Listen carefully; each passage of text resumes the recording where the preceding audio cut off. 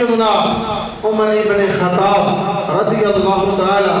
عنہ آپ جب پہلے دن منبر رسول تے آئے حضور جتھے بان دینا پہلی سیڑھی تے اتھے بان لگے پھر یاد آیا ایتھے مصطفیٰ کریم بان دینا عمر دی کی جرت کی اس سیڑھی تے بے جتھے نبی پاک بان دینا یہ تو پتہ لگتا ہے کہ بزرگاں دا عدر نیک لوگاں دا عدر کرنا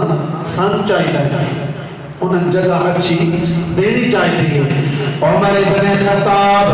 پہلی سیڑھی تے بیٹھے پھر یاد آیا ایتھے مصطفیٰ کریم دے سن عمر دی کی جرت ایتھے بھوے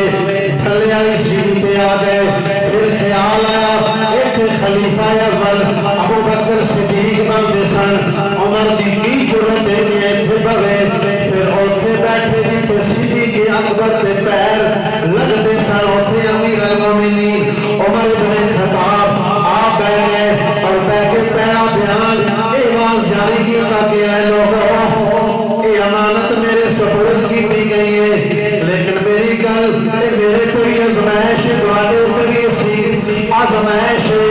جیڑا ظلم کسے نہ کرے گا جیڑا زیادتی کسے نہ کرے گا ایک جبڑا میں ہوگا زمین پہ رکھا گا دوسرا جبڑا جیڑا ہے وہ اپنے پیرا تھلے رکھ کے انہوں تک اس نے نہیں چھوڑا گا انہوں تک میں سکون نہیں بہا گا جب ظالم جڑا ظلم کرنے والا ہے او دا انصاف یعنی مظلوم دا انصاف جدو تک میں اتنا نہیں کرا دے مندہ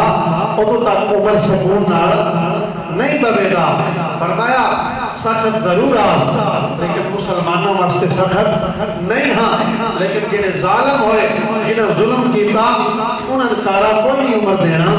انہیں دا حساب احتساب ضرور ہوئے دا برادران اسلام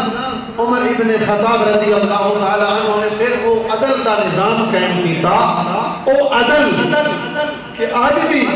مسلمان کافر بھی عدل کی گلنا عمر ابن خطاب دینا منصوب کر کے کر دل ایسا عدل دا یعنی نظام آپ نے قائم کیتا تو برادران اسلام حضرت عمر ابن خطاب رضی اللہ تعالی